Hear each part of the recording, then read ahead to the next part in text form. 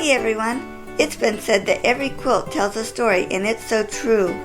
But I also believe every quilter has a story to tell. I wanted to hear about the people behind these wonderful quilts and thought you'd enjoy hearing about their lives also. Welcome to A Quilter's Life.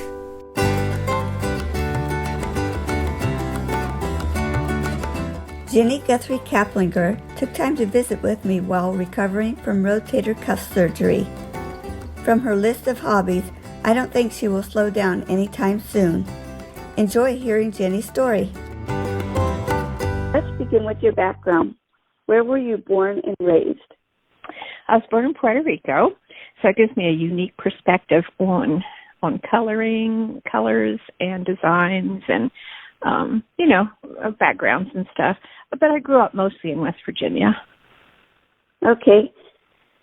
How old were you when you came to the United States? Puerto Rico is a territory, so it's still the United States in a way. To the mainland. Yeah. I was about 4, but I have been back to visit. I still have family there. Nice. What employment have you done over the years? Well, I retired from federal government. I took early retirement. That was back in 2010? No, 2011. And okay. I did a solo cross-country trip. And when I got back, I said, well, what am I going to do now? And so I decided to follow my passion and open my quilt studio September 2011. And then there was a lot of interest, and I had to grow the business, basically.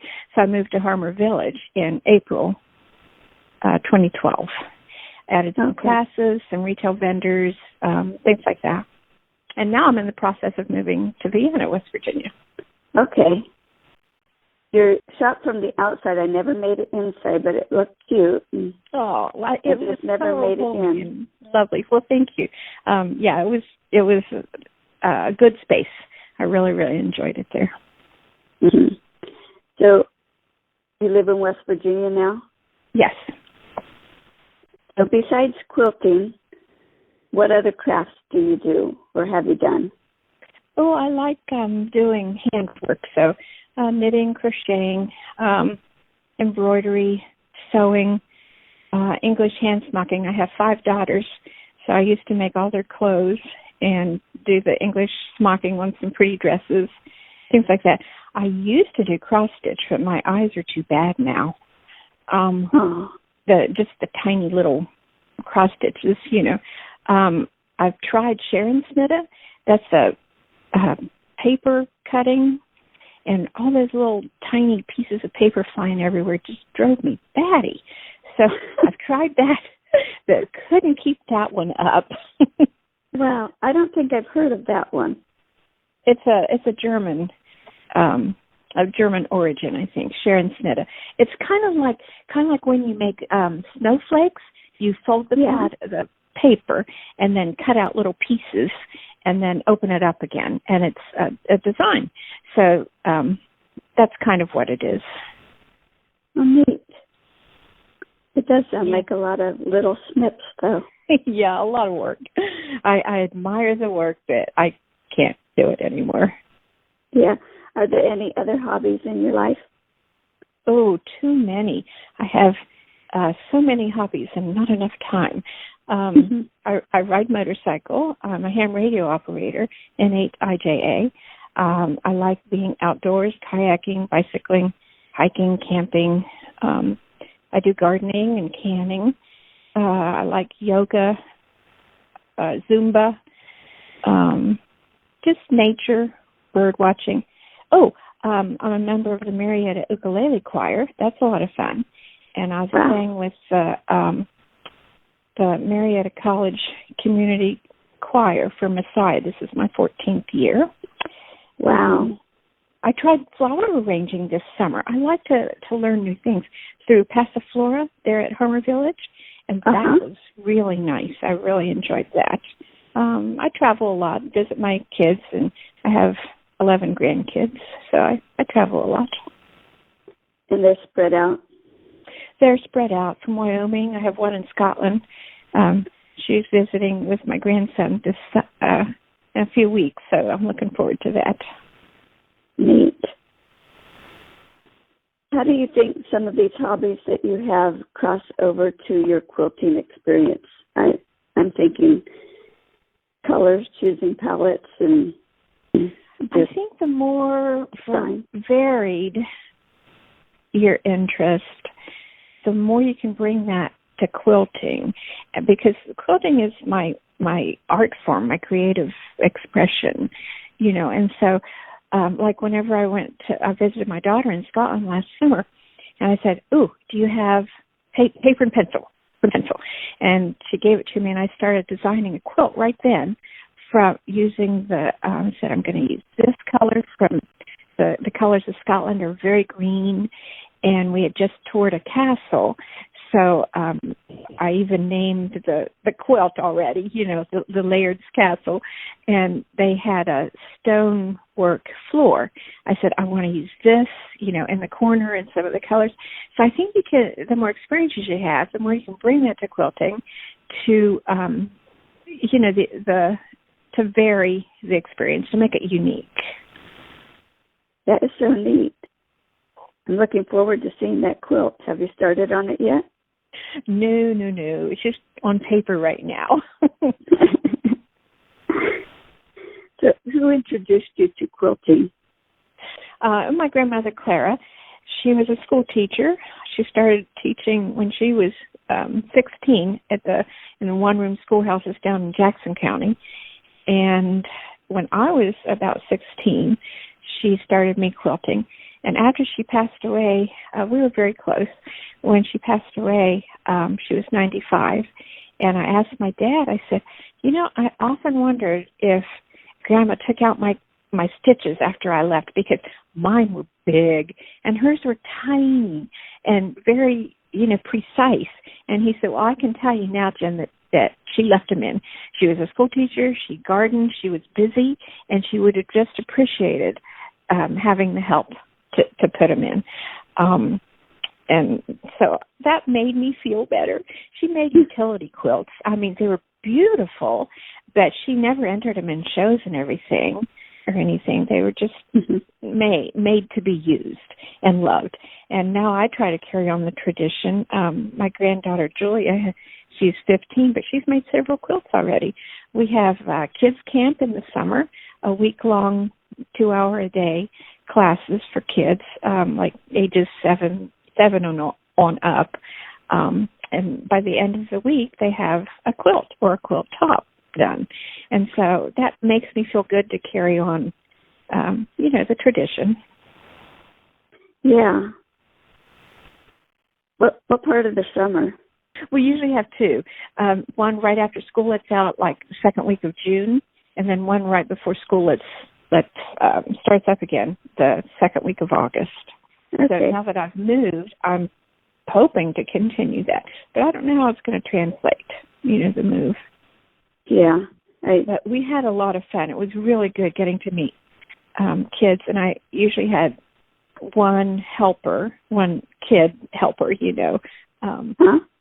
that would kind of learn the process, but also help the other ones. So that kind of like an apprentice, a little intern. And so that was good experience too. A lot of work. We were exhausted at the end of the week, but it's still a lot of fun. I like being with kids, and that was the way to do it. Neat. So do you have a favorite quilt? Well, the name of my shop is Log Cabin Country Quilt. So Log Cabin Quilt is probably my favorite quilt, because no matter if you can make one a week, and you'd have the way you put them together would be totally different colors, different designs. So that's probably my favorite, although I like a lot of them. I love bright colors. I like scrappy looks with lots of different fabrics, but I mostly use traditional patterns, not the artsy ones so much, although I can appreciate them. But mine are made to be used, like my grandma's. I make a lot of T-shirt quilts for customers, which is fun to do because then you can kind of see what their personality is. Oh, they're a gym mister. Oh, they've got a great sense of humor. You can tell from the T-shirts they pick, So I like doing that too. So, yeah, like it all. Neat. While working on them, do you have a favorite tool? I do. It's called friction pens, Frixio. Oh, yes. Uh-huh. I love them. You can write on fabric and then just iron them off, and it's like they were never there.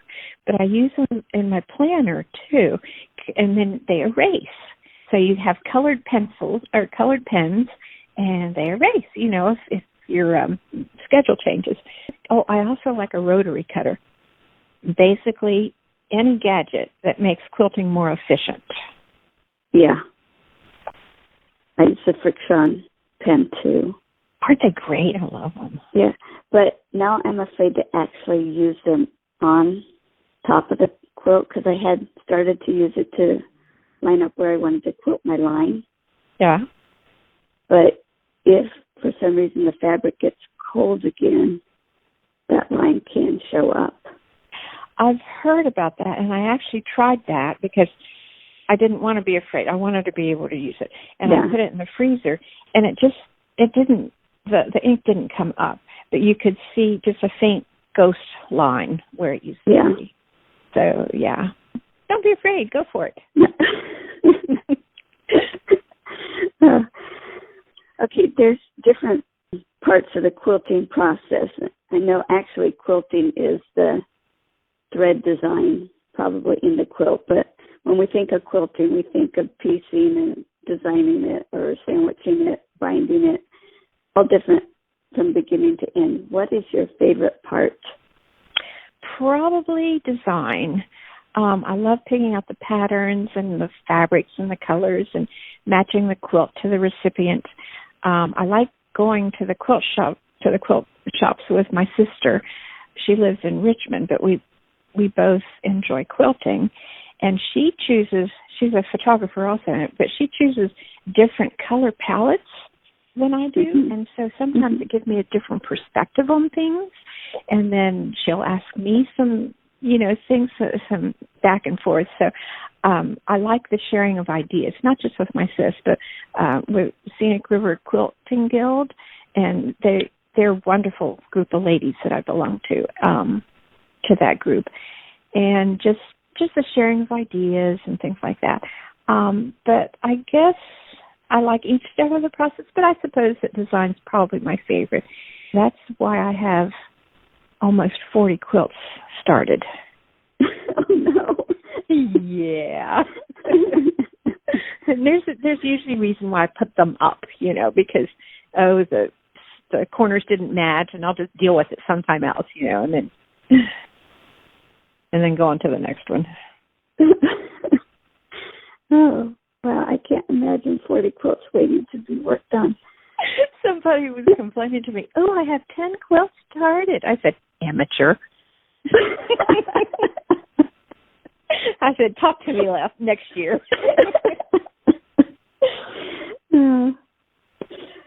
What was your worst quilting experience?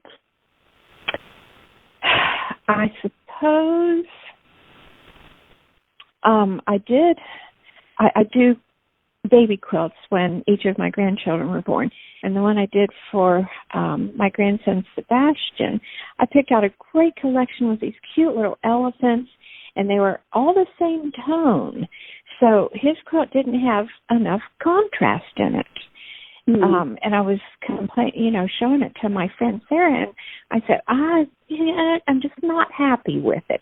She said, well, if you take this corner piece out and make it into a half square triangle, I said, no, I'm going to just be unhappy with it. I said, because it's done. There is no going back on this one. So it was a beautiful quilt. I really liked the design. And the colors and everything. There just wasn't enough contrast. For a quilt to be really good, your eye has to kind of move with it. And when it's all the same color palette, it just doesn't move. There's just no life to it, I think. So. Yeah. I did that on my grandson's quilt too. It just kind of all. I thought these two fabrics would contrast. Mm-hmm. One had a white background, one had a black background, but they were all color crayons, the same design. And I thought the black and white would contrast, but yeah, we got them in there and it all ran together. And sometimes you don't know until you see the finished product. Yeah, but he still loves it. There you go. Why do you make quilts? Well, it's my art, my creative outlet, but also it lets me help others too. We make a lot of, we do a lot of charity quilts. So Cozy Quilters from the Senior Center in Marietta makes up the quilt tops, and then I quilt them, and they have donated them to Washington County Sheriff's Department, the Ohio State Police, the Foster Kids in Washington County, Salvation Army. I used to do Quilts of Valor, which is for veterans. It's a national program. Right now, I'm working on some quilts for the Hope Manor in Parkersburg. They're opening a women's rehab center. Well, it's after their rehab, but they're so they can get assistance with finding a job and someplace to live, and then they're going to present them with a quilt when they graduate, when they're ready to go out on it. So we're working on quilts for that. But I like giving away my quilts. I have a few that I keep, but I guess it's my work, my passion. It kind of answered the next one too. So sometimes it's the same answer and sometimes it's different, because I ask why and then I ask who do you make them for. So well, I do for my customers, and like the T-shirt quilts that I was mentioning, I love doing those, and I let them help me design it. Sometimes if they're going away to college, they'll want the college colors or maybe their high school colors, or, to match a particular room. I've had some customers come to me and say, this is the design I want, these are the colors I want. And then other people just says, I want a queen size quilt. And so it's fun for me to make up the design and the pattern, and then it's always a relief when they say, "Oh, I love it," because okay, glad you liked it. What was your thought process in going from making quilts yourself to give away or for yourself to deciding to have customers and do it for people to pay you? I've worked. I like working, and I wanted to do something that I enjoyed, and so that's kind of where that came from. Just a natural progression. And I had to justify the cost of the long arm quilting machine too. These aren't cheap. Yeah, that's so true. Are there any tips that you would like to share? Yes, I'm asked this a lot, and if I had to choose one tip, I would have to say, if you like a piece of fabric by minimum of 3 yards, because you come to the end and then you really like it, you want it for the binding, and it's discontinued, or there's no more to be had. I just went through this myself right now. There's a Japanese art of fabrics dyeing. It's called shibori, and I bought a charm pack. I didn't know what I was going to do with it, and then I decided, and this was just a month ago. I had my sister buy it for me in Richmond, and then I decided on the pattern I wanted. Well, I need 2 charm packs, so I called the store and said, "Oh no, they're gone." And so now what am I going to do? I don't know. I'll have to come up with a different pattern, I suppose, but I really like it. It's an indigo But yeah, so now I have to come up with a different pattern, different design. So I didn't follow my own tip on that one. But if I had one tip, if you like the fabric, buy a lot of it. But also, we specialize in beginners for our classes. And so I would tell them, just practice. There's no wrong or right way. It's just your choices and just practice, just enjoy it. Have fun. Is there anything else you think the quilters would like to hear about you? I still do some hand quilting, like on a special baby quilt or small item. But the long arm quilting, I love me to get more done, more finished. And that's the whole point of it. I have people bring in, I found this in my mother's drawer when she passed away. It's 30 years old. It needs done. It just needs done and used and loved. And so, the quilts need finished. Says the person who has 40 unfinished quilts. But they'll get done. They'll get done. Yep.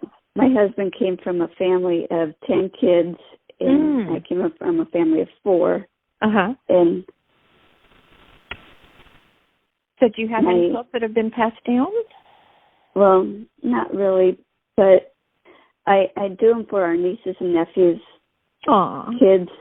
My own grandkids have to wait till they're 3 to get a quilt. They get a cross-stitched stocking when they're born, but oh, wow. I admire that. But they have to wait till they're older and they get a bigger quilt. But I took this on, and one of his nieces asked, could I do them for the kids that were born before I started quilting? And I added up, and there was over 20 kids that I would have to do quilts for if I did them for all the kids that were born before I started quilting. So I was like, no, I can't do that. I already have 6. You just have to get started. I have 6 on the way that I haven't gotten that are on my list to do. So, there's forward motion. A lot of babies being born. Forward motion is always good. So just, keep working at it and it'll get done. Yeah, I do. Yeah. Well, good luck to you. I really appreciate you talking to me, and best of luck with your quilting endeavors, too. Thank you. And thanks so much for visiting with me. And hopefully I'll get to meet you sometime. Oh, we will for sure. Thanks.